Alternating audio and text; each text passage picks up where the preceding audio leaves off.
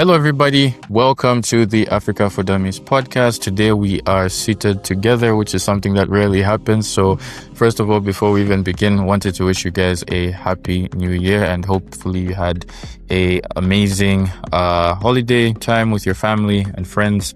And so we just wanted to use this opportunity to sort of reflect on what happened in the past year.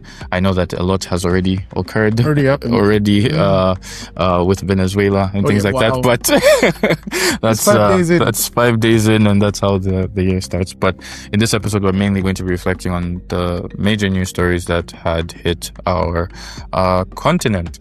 Diving, or do you want to say some few words as well? No, I'm good. I think the start of the great start. Okay. Yeah. So let's begin this year with the elections, right? So we had 14 elections that were held at various different levels. We had the presidential, 9 at the presidential level. 2 involved a change of presidents, which was in Malawi and the Seychelles.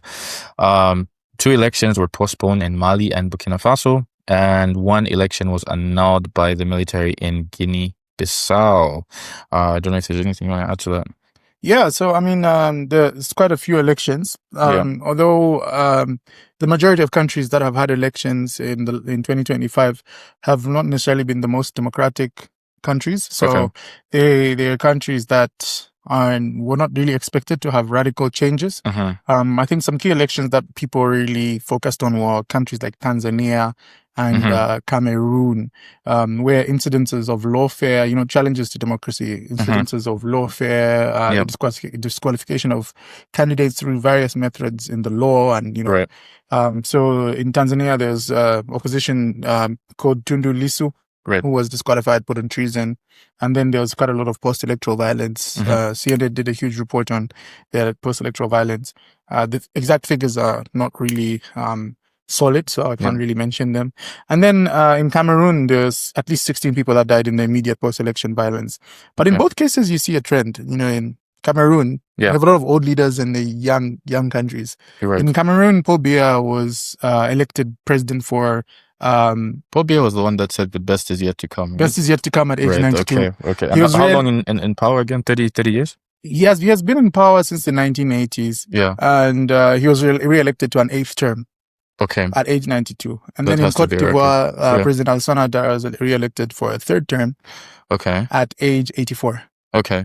And in Malawi, the previous president was brought back to power after unseating the incumbent president. So the president who won is Peter Mutharika, and he is 85. Wow. Right. Okay. So, and then you have average ages in places like Cameroon and Malawi being around 18. The average age of the national from those countries is around 18. And Cote d'Ivoire, it's around 23. So there's a massive gap between the leadership people and the leadership. People. So you can see, and those people are getting re-elected. So these people are here to stay.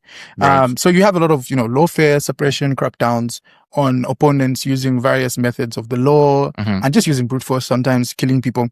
Right. I think the sorry to cut you off, but I think the Tanzania one is the one that, is the one that caught people really off guard. Because Tanzanian elections are normally seamless, not seamless, but no one really fears for them. They're not really crazy elections, in the way that some people look at Ugandan elections, where there's, people expect people to die when these elections happen. Right. Tanzania, no one really expected that level. Okay, if I may ask, because I think you've read quite a bit on these things, but is this the worst it's been for Tanzania? I think so. Okay. I think so. Normally, the violence in Tanzanian elections is isolated in Zanzibar. Right. But in this case, the election was, on a national type of scale. Right. According to various reports, where brute force was used to clamp down on protests. Yeah, I think the death toll I have is about 800 plus. It's in the hundreds. It's in the hundreds, yeah. It's very difficult to get proper stats on that, but it's in the hundreds. It's in the hundreds. Yeah, so as you can see, only 2 countries out of 14 elections saw a change of power. And these are the more democratic countries in Africa. Yeah, Malawi, but even the one, as you mentioned, brought somebody from... much older. Yeah, exactly. Malawi. And in Malawi, it's actually a bit of a dynasty. The Mutharika's the previous president was Bingu wa Mutharika, the brother to the current president. Right. And he was Minister of Foreign Affairs, and he took over the party that his brother used to have. Right. So He's a established face of Malawi. This is not new blood. Okay. By any standards. So not a good year in terms of democracy for the continent. Yeah, really. And there are some other interesting elections. Okay. Like Togo. Okay. Togo is very interesting because in Togo you'd see like the previous system had a directly elected president, and his name is Faure Gnassingbe. His dad has also been in power for decades. So this is a family dynasty. Yeah. So he did this thing where you reform the constitution to stay in power longer. This is not even like this is not even like extending terms or saying no. What he did was he was president elected directly, right? And then he changed it and he said now it's a prime ministerial parliament-based rule. So the prime minister is the one who holds power now in the new constitution. Right. And so he decided to step down from being president. He became the prime minister who is elected. So the president now, the new constitution, the president now is voted by the parliament. Okay. Selected by it's not voted directly. Yeah. Selected by the parliament, and the president appoints the prime minister. Okay. Appoints, right? So the president has very little powers. Okay. Right? So before it used to be a powerful president, directly elected. Exactly. So he changed it into being a ceremonial president who appoints the more powerful prime minister. Okay. Which in their constitution they call the president of the council of ministers. Technically a prime minister with a lot of power. And guess what? Here's the difference. President role now in the ceremonial role is limited to 4 years renewable once. Okay. Now that he's left. Yeah. Now the prime minister role is 6-year term. Okay. Renewable indefinitely. So he can technically be president for forever. Life. Yeah. So far as, inverted commas, the president appoints the prime minister after parliament appoints the president. But we all know that they're just at the end of the day, it's a power consolidation and staying in power. So it's very innovative ways of staying in power now. That's extremely innovative. I have to say. Yeah. So that's just the gist of some of the elections. Of course, Guinea-Bissau, you know that there was a coup there. Right. And maybe this is the perfect time to go. This is actually a perfect time to switch. We had quite a few coups. Major one was in Madagascar, which was actually led by Gen Z. And we have done an episode on that. So if you want to know more about the situation that happened in Madagascar, please be sure to check out our video on Madagascar where we interviewed somebody who was in Madagascar during the Madagascan citizen, exactly, and expert. And so the military seized power and installed Michael, I think you're going to finish his last name, Randrian, as president. Ousted Andry Rajoelina, who fled to France. I thought it was Dubai. He went to Dubai. There was rumors Dubai, but he's in France now. Okay. And then, as you mentioned, we also had Guinea-Bissau, and then we also had Benin, which was an attempted coup, right? So again, seeing relative number of coups like the previous, not as much as the previous year, if I'm not mistaken. The previous 3 years, yeah. So what we're seeing now is, first of all, elections were once again postponed. Okay. So what you see is those coups, people like Ibrahim Traoré, Assimi Goïta in Mali, they took over power and then now they postponed when an election will happen, or they'll say or they'll have an election in which they can participate, which is contrary to some of the AU principles. Okay. And then they will basically say, I'm a civilian president now. Gabon, for example, Gabon had a coup and the president had a successful election, I think in the early half of last year in 2025. And he won that election. So technically he's now the president. It's not a coup leader anymore. Right. And the AU came, and so there's some of the debates about the AU being sort of double-sided. Yeah. And so in Guinea, Conakry, the other Guinea, there was an election. Doumbouya, the really cool, tall-looking military general who had a coup. He had an election and he won with, I think, over 70%. After changing the constitution and allowing military to be able to stand in power, which benefits him directly. So now with the coups, Guinea-Bissau has had a lot of attempted coups, many attempted coups that have been forward, but this one actually worked. But then there's also rumors around from ECOWAS, the regional body, especially from President Goodluck Jonathan, that this was a somewhat orchestrated coup. Right. Orchestrated coup in a way to sort of maintain power. So we'll keep our eyes on Guinea-Bissau and how, this would unfold. Maybe when there's an election, all of a sudden he'll come back or something. No one knows. So basically, Umar Sisco Embalo was overthrown days before they could announce the results of an election. Right. So what does that mean? Either maybe the election results are in favor of opposition, or election results are in favor of the ruling party, but the ruling party would have just accepted that, okay, we have won if the election results were in favor of them. So many people are making all sorts of conclusions and debates about it, but many people really hold to question not the legitimacy of the coup, because the coup is in itself not legitimate, but the authenticity of the coup and who is behind the coup. Because the president himself announced that, hey, there is a coup. Normally presidents themselves do not announce these things. Right. You're just told that, President Nathan is in my bedroom right now. Right. He's not going to talk to you, but he's under house arrest. Right. So there's a lot of telltale signs that this doesn't, might have been a bit planned. So the person in charge now is a military leader who, funny enough, was actually allied with the former president, which is, a lot of red flags are going around. His name is Horta Inta Naman. Okay. So that was on the 26th of November. And then in Benin, the foiled coup, where we was trying to overthrow Patrice Talon, who was nearing the end of his second term. And they managed to take care of it within like 24 hours. But there's a lot of stories around that. And he's also been accused of wanting a third term and things like that. So normally it stems from governance weakness. Some kind of governance weakness. And that's the thing. That's why people get so excited. Yeah. I think when people start talking about third terms, sort of undermining those institutions. Yeah. And it feels like democracy is not doing its job. Yeah. The job that people, so you're taking I think, last voice that the people have. So so you call for some kind of hard, strong man, which reignites, selective nostalgia. True. So Patrice Talon was very happy. I mean, I'm assuming he was very happy in crashing down the coup. So that was on the 7th of December. So that was one of the last ones, if I'm not mistaken. But there's definitely a serious coup problem. So 2 countries have been suspended from the AU because the AU immediately, there's a coup, the AU has to suspend the country. Okay, but what does that necessarily come with?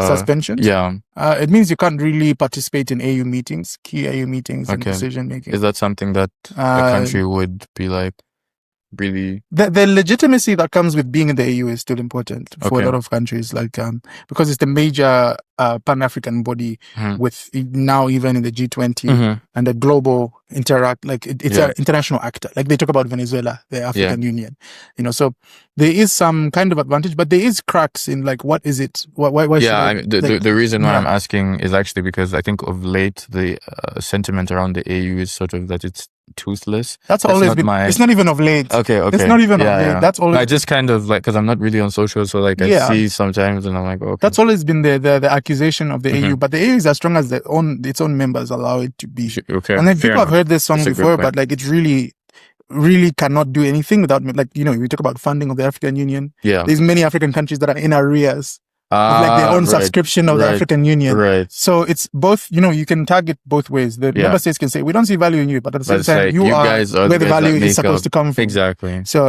Okay. So the African Union really needs the member states to actually give it the powers to be, but then, you clash. Fair enough. When you give it powers, then it becomes, government in Addis.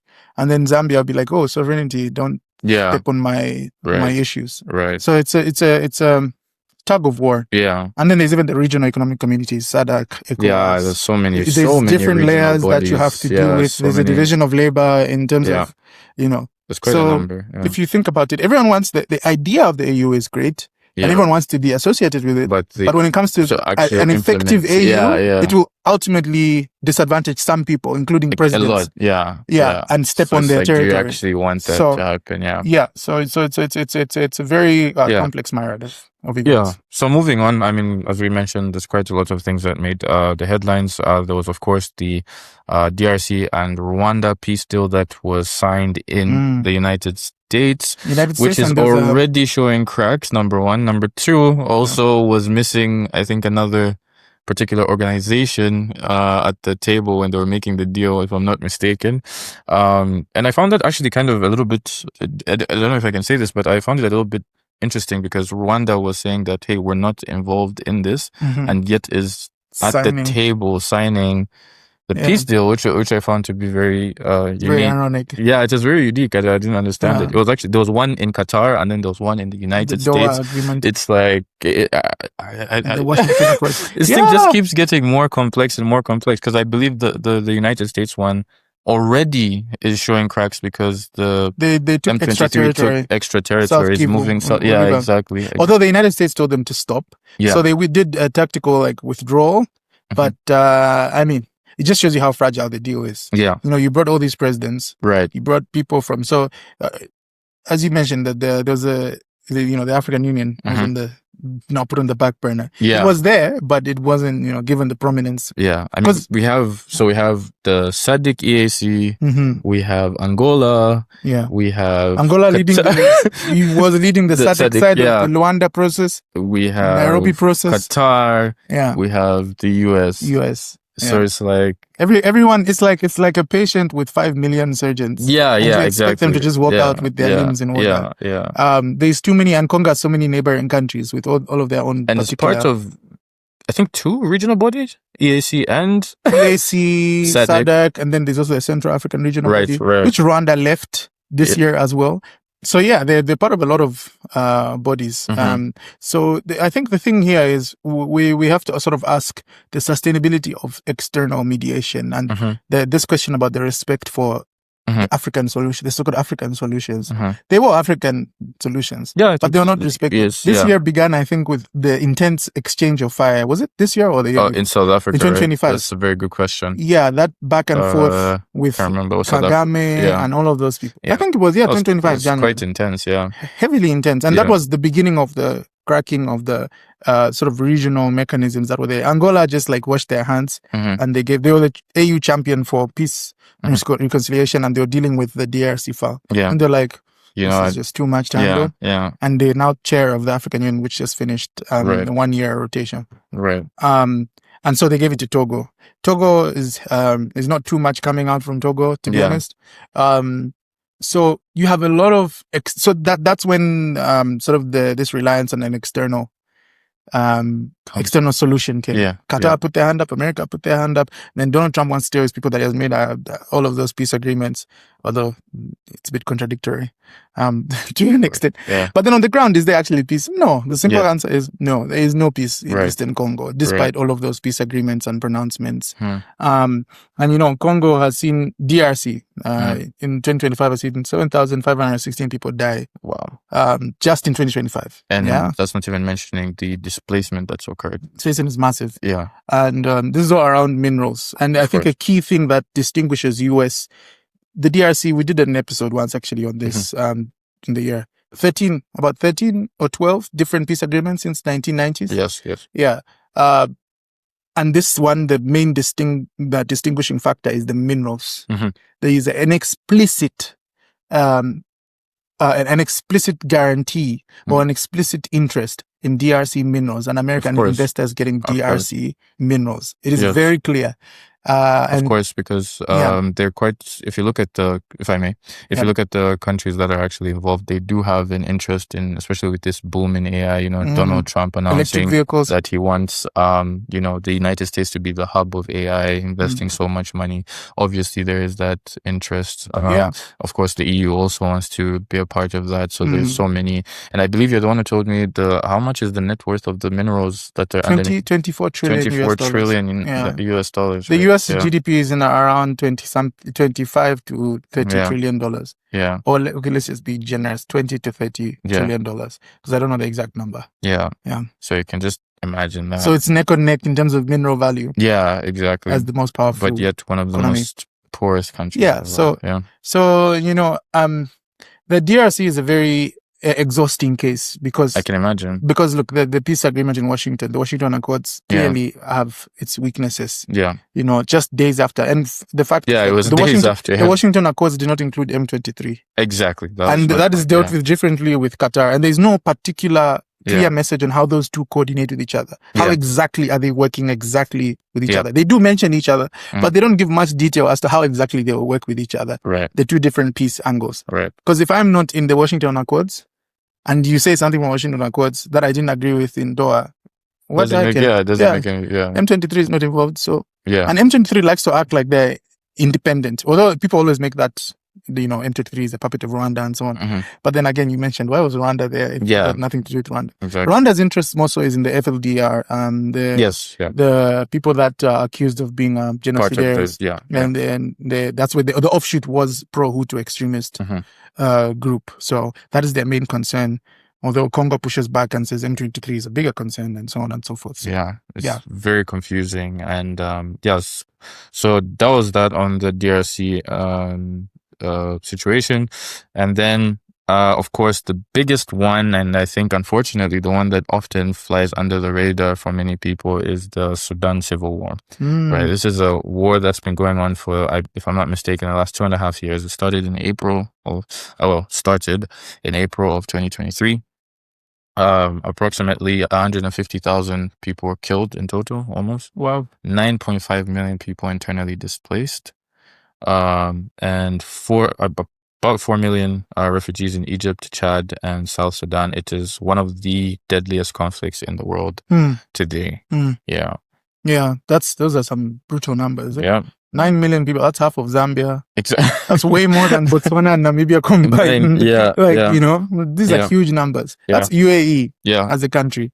And I think the sad thing is, during the conflict that was also going on between Israel and Palestine, it really flew under the radar. There's some organizations that have used satellite imagery to sort of show just how horrific and barbaric the situation really is. Yeah. And if I'm not mistaken, there doesn't seem to be any there's so many different positive all like things that show that it's going to slow down. Yeah, I mean, there's so many different peace efforts regarding Sudan.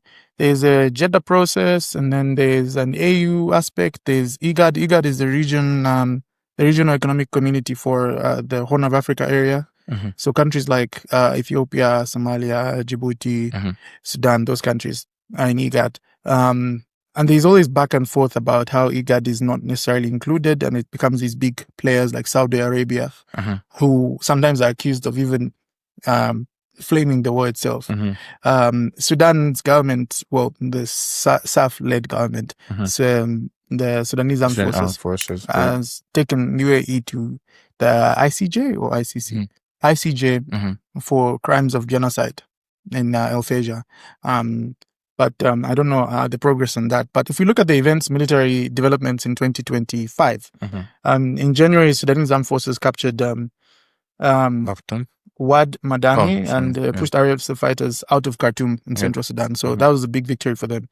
But in May, Rapid Support Forces seized El Naud in West Kordofan, which is like somewhat on the southern edge of Sudan, if I have my geography correct. West Kordofan, so somewhere to the southern side of Sudan. And then in 2025, RSF launched a very brutal offensive that I think that everyone remembers, the El Fasher one in Darfur. It's a very key city in Darfur, and many, we're talking about probably in the hundreds, people just running and just shooting at them. And it was a very big siege, and it called for many, UN Security Council, UN African Peace and Security Council. But again, it's about whether or not there'll be real action taken. Will they send troops to Sudan? That's being talked about now. Is it now necessary for the UN to... And this is... The UN in a very long time has not created a peace support mission, like a new one. Yeah. So because of funding as well, funding from donor partners. So it's going to be interesting whether we see that to be that sort of trend of not creating new missions will stop, because right now the case in Sudan is extremely urgent. And from sort of February 2025 to September 2025, civilians suffered large-scale shelling in Omdurman market, which is on the outskirts of Khartoum. And the Al Jamia Mosque massacre also that was in El Fasher also. And as you mentioned, the humanitarian crisis. And the political aspect of it is the RSF is in Nairobi. They had a meeting in Nairobi, and Kenya's got a lot of fire for this, for hosting Rapid Support Forces led by Hemedti. And they had a meeting on a parallel government in Sudan. So we're talking about, two governments in Sudan? And there's no guarantee that allowing those two governments to exist will resolve any issues. Because there'll just be two new enemies that everyone recognizes. So it's going to be very interesting to see how that unfolds with regards to Sudan. And I think those were the two major ones, but I think you want to talk about Nigeria and the Sahel as well. Nigeria, maybe briefly. Nigeria is just suffering a serious chronic kidnapping situation. There's 300 girls from a Catholic school 2 months ago that were kidnapped. About 150 have been brought back. But the rest, I don't know, or at least I'm not updated on them yet. Yeah. And then there's also the issue of Trump. Of course, Trump launched a strike into... The debate about statistics of Christian genocide. Is a Christian genocide actually happening, or a lot of Christians dying, along with a lot of Muslims dying? I mean, ACLED data is very strict in the way it does. It relates to religious-related killings, because for it to be religious-related killings, you have to be practicing or within a religious confinement. So if you are praying, if you are in a church, if you are in some kind of Bible study, then you're killed, then it's... Yeah. So many of the sources that have been cited from Trump and MAGA and so on are often from Christian think tanks that just calculate all Christians that died, which is a lot. Yeah. But then, are they religious-related attacks? Because often it could be both of them. The massacres could be like, mixed numbers in terms of people. I mean, the truth is that it's a humanitarian crisis. Of course. Yeah. I think, I mean, from my assessment, I would say that, and this is my personal opinion, not anything like that, but I think it's a challenge. And by the way, I am biased because I am a Christian. So I just want to say that. But I think the definition is a bit challenging, especially when you look at I don't want to get into faith-based discussions here, but considering the whole, like, in Christianity, the church is the body, the temple of the Holy Spirit. So you don't necessarily have to be in a church necessarily to be. Yeah, but I mean, when you apply it, you have to find a way to apply it to every... Yeah, exactly. So I understand that when it comes to maybe trying to have that definition of saying, like, okay, this was a... religious-related death, then that makes it definitely easier. Yeah. You have to find a way that it applies to every single ethnic group, because what if it's Hindus? How do you do that? How do you relate to... If it's, the issue of Hindu nationalists killing Muslims in India.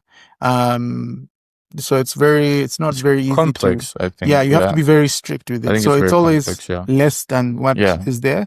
I think the only negative side of, like, trying to make it really faith-based, that it completely ignores that it's not only Christians that are suffering. It reduces the notion, the complexity of it. Of course. Because it's, cattle herders, bandits, all of those things. Yeah. And so, as you said, there's a strike. Yeah. In the Sahel, there's the terrorist attacks, Islamist state-linked terrorist attacks from groups known as, like, Jemin, primarily, that have taken large swaths. Is it Jemin or Janjaweed? No. Janjaweed is the former RSF group. Okay. Basically, what RSF used to be. Right, Janjaweed. Okay. And there was also an alleged genocide in Darfur in the 2000s that brought them to fame. Right. But in the Sahel, it's primarily Jenin, and which are IS, Islamic State linked. And they're taking large swaths of Burkina Faso, Mali, and causing serious insecurity in those areas. And sometimes it's spilling over now into places like Benin, northern Benin. So it's very chronic. Right. And that has actually led to some of the coups, because there's governance failure. Soldiers feel they're underpaid and they're on the front line. And so you find junior soldier ranks decide, hey, we're going to throw a coup because the president doesn't care about us. Right. But then, are they succeeding, the soldiers? I don't know. It's very debatable. So, Yeah, so moving away from that, Africa was on the global stage. We had quite a number of conferences and summits, one of which was the Africa-Japan conference. Then we also had the G20 summit, very popular or famous or infamous one. We did an episode. 2020. We also did an episode on that. Then we had the EU-AU summit that happened in Rwanda, Angola. So I'll let you take that one away. Yeah, so there were quite a few summits, as you said. G20 is the most famous one. Yes. There was a huge boycott from the United States. Precisely. And there was a lot of war of words between South African president and So the relationship with South Africa has stemmed from the beginning of Trump's return. South Africa has not seen the good side of Donald Trump. And so from the genocide accusations regarding Gaza, and then the issue of the so-called conspiracy of a white genocide in South Africa. And America now takes over the G20. There's that issue of handing over. And South Africa is not invited. South Africa not being invited to the next one this year. That's now the United States is the president of the G20. Yeah. And it was a clear definition of, and EU actors, EU leaders were talking about this insistence on multilateralism over multipolarity. But certain things were agreed. Things like climate, UN reform, including Africa and the UN Security Council. Although that has not yet been defined, they're always in support, but the definition falls short and it slows the process. Yeah. Because Africa wants 2 seats at the UN Security Council. And African leaders present at the G20 were very strong about it. African Union is now also part of the G20. So this was the first G20 summit held in November 2025 in Africa, on African soil. So it was a big achievement for South Africa, and they're allowed to have that moment despite the disruption from the gentleman in the White House. And EU-AU summit took place in Angola in November 2025 as well, in Rwanda. And this came at a time when Angola was celebrating its 50th year of independence, and also as a chairperson of the African Union, 1-year chairperson. That's not the chairperson, the CEO of the African Union. There's like a difference. So they discussed things from climate. The climate change summit was also happening in Brazil. There's so many summits happening in November for some reason. I don't know why. But there's climate change, AI, digital transformation, peace and security, UN reform again, and of course, Lobito Corridor. That's why it was in Angola as well. It's very appropriate. Massive infrastructure through the global gateway, billions and billions, hundreds of billions of dollars. And as you said, the AU wants a piece of Lobito Corridor. It pledged, how much? 2 billion? Around 2 billion in Zambia. There was an EU Business Forum in Zambia the same month, I think. And we did an episode of that and several other engagements that Zambia had in November. So, quite a lot. And then TICAD, of course, is regarding our Japanese relationship. Japan has come a bit later, but in terms of the automotive industry is massive in Africa, as you know, Toyotas and all those guys. Of course. And funny enough, you'd be interested to know that there's a lot of cultural anime is Japanese, right? Yes. Cultural, gotta double check, cultural relations. The whole they were talking about youth relationship and people to people relations. And so that's a huge thing. I think they're probably aware of it. Even that's a huge thing in terms of soft power that Japan has. So there was something about the student exchange, but then it also showed the limitation. There's a lot of Africans who would love to go to Japan, many who are, anime fans, but at the same time, many people protested at the implication of Africans exchange students going to Japan. And they were like, "Oh, are they going to stay here? What's the big deal? What's the?" it met with a lot of backlash. Japan, just implying that there might be some kind of African exchange program was shut down, and so they had to withdraw on that suggestion or proposal. It wasn't even a clear proposal. It was just like, don't even think about it. Wow. It shows you the limitations. I think Japan also elected a very conservative leader. Conservative leader. Yeah. But it shows you the limitations of these things. Despite commitment for $5.5 billion in investment in Africa, the cultural limitations of people to people is still strong. And there's still those prejudices of African people. Yeah, and there were also some major developments that had occurred this year, especially starting with the man in the White House, of course, which was a very chaotic and very unpredictable year for U.S.-Africa relations. Feels like 3 years. I know it does, right? And it's just like, Trump cut foreign aid and shut down U.S. aid and froze health programs. And these moves have also been linked to hundreds of thousands of preventable deaths and major loss of U.S. soft power, as you mentioned. And Trump also made some very explosive claims about as we also talked about, white genocide in South Africa, and also threatened military action in Nigeria over religious freedom. Right? So now it's like, was that really a joke, or is he really going to put something? He's done it in Venezuela. He's actually not bluffing, I guess. At the same time, the U.S. pushed hard on trade, energy, and critical minerals, especially in DRC, Angola, yours truly, Zambia, and the Lobito corridor. Tariffs rattled African economy. The tariffs, of course. That was 2025. I know, right? Jesus. I know the tariffs rattled the African economies. Some countries were hit with 30%. I think which one had the highest one? Which was Lesotho. Lesotho, which was it was so weird. Brutalized. Yeah. Then textile industry suffered. Yeah, the AGOA, which is the trade agreement between the United States and many African countries, expired, ending 25 years of preferential trade. But so AGOA is over. No, Congress moved to extend it by 3 years. Oh, good. But okay. Trump clearly doesn't not want in that. favor. Trump also imposed some travel bans and visa restrictions on over 20 African countries. If you're a Zambian, you will know that you need to pay north of $5,000 US. 5 to 15,000. Zambian and Malawi just to go and visit. Some countries have been outright banned. Really? Yeah, some countries have been outright banned, and they've met also reciprocations. Right. So countries like Mali reciprocated and said, "Oh, no, wait." I thought Mali reciprocated, then they were removed off the list, and then now Mali like. So after they were removed, then there's new restrictions. So right. Mali has reciprocated again. Yeah. So interest. We also mentioned the whole DRC Rwanda peace deal, and also had limited talks on Sudan without confronting the key backers of the war. So on average, U.S.-Africa relations can be summarized as less aid, less diplomacy, more pressure, more deals. Africa is forced to navigate a highly transactional and unpredictable Washington. And then even in Zambia, the latest thing about where you promise a certain volume of health aid, right, which has been the case every 5 years. It's always, renewed several billions.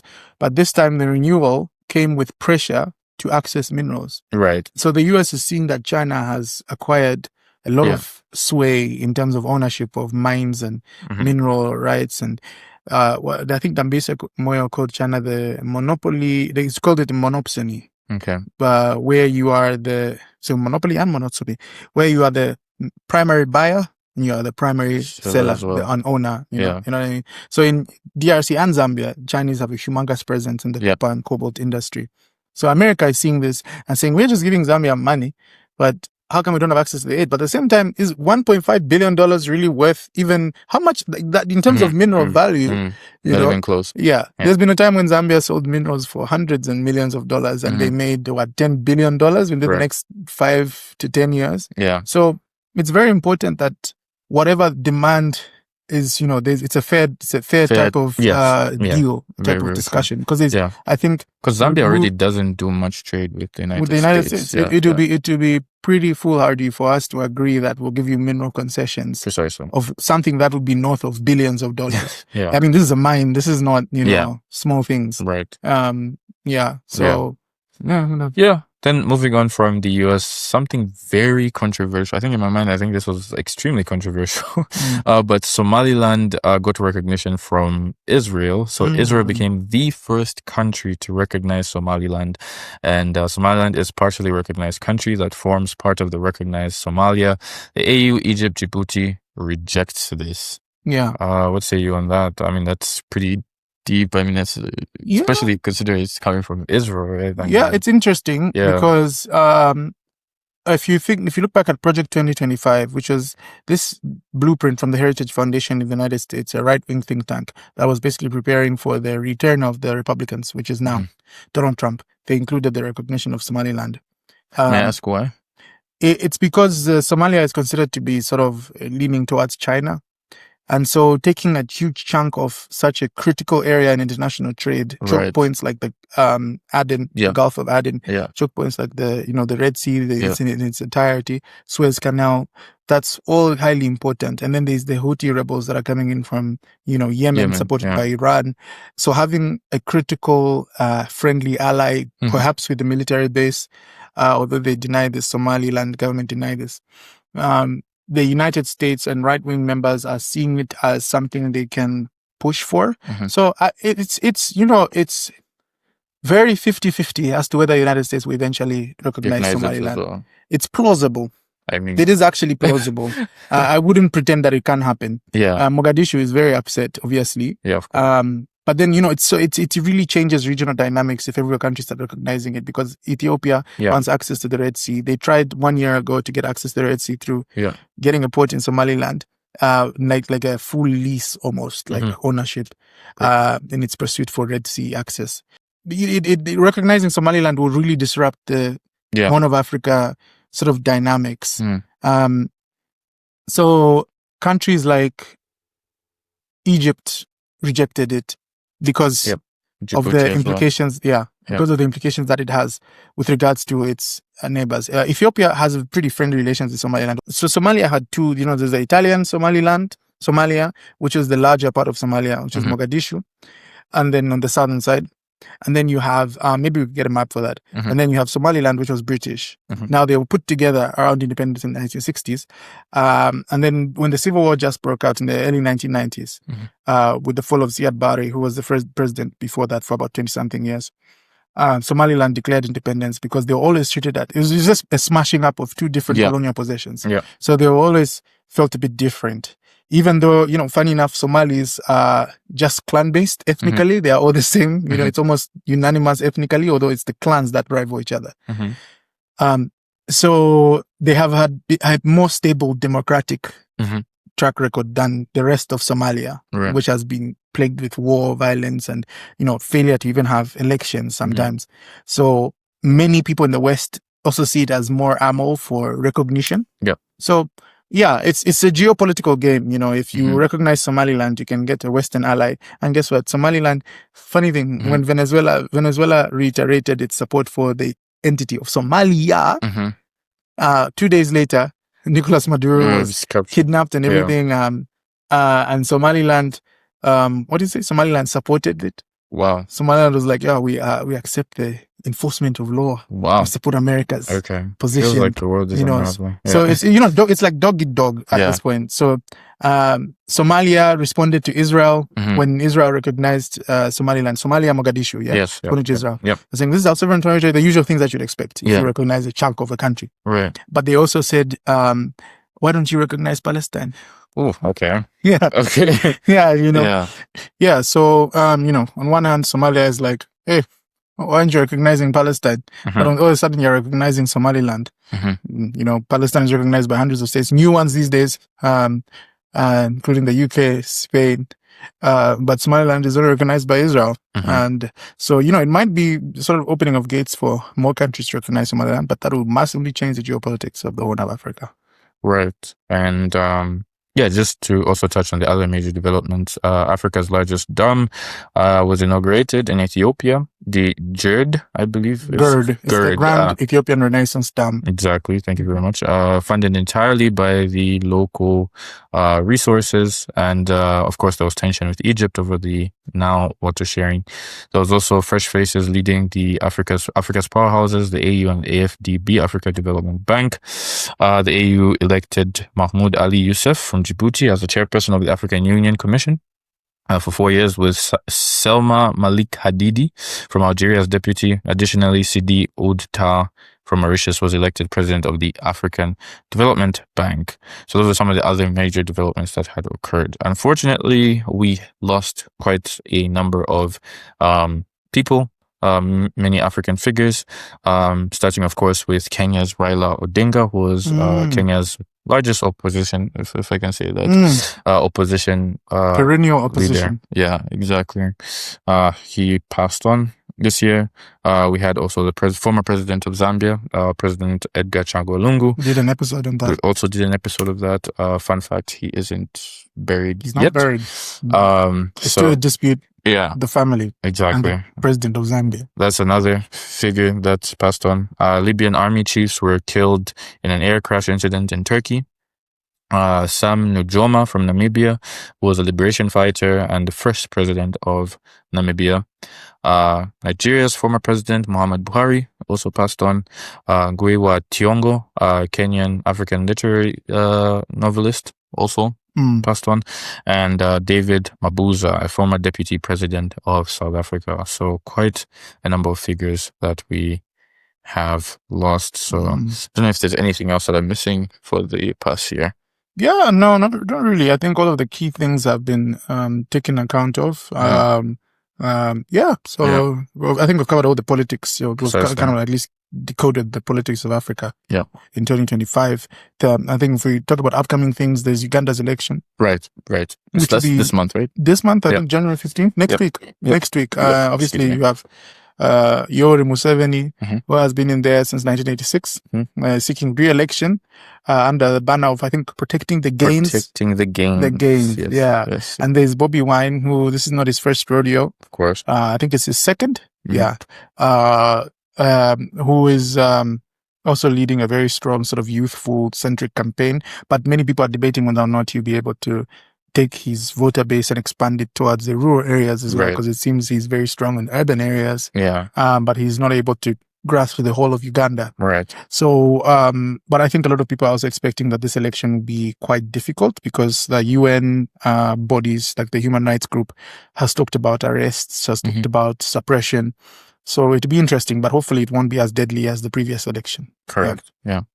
So that and many other things that will be coming up this year in Africa, please stay tuned to our channel, like, share, and subscribe, for it helps us. Thank you so much for all the subscription, likes, and comments. So follow us on all platforms, and see you guys on the next one. What did they do? The thing.